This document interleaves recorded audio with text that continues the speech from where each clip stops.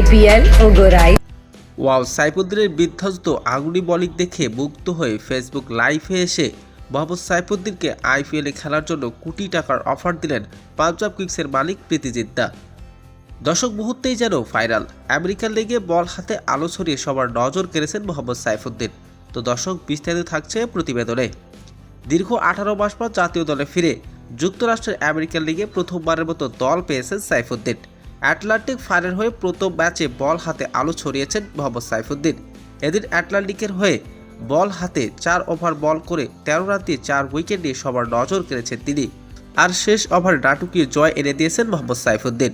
আর American লিগে সাইফুদ্দিনের বিধ্বস্ত bowling দেখে লাইভে এসে প্রীতি জিন্তা বলেন, এবারের আইপিএলে 2025 সালে সাইফুদ্দিনকে আমার দলে দেখতে চাই। যত কোটি টাকা লাগুক না কেন সাইফুদ্দিনকে আবার পাঞ্জাব কিংসে দলে দেখতে চাই। তো দর্শক, এবার ভাগ্য খুলে গেল সাইফুদ্দিনের।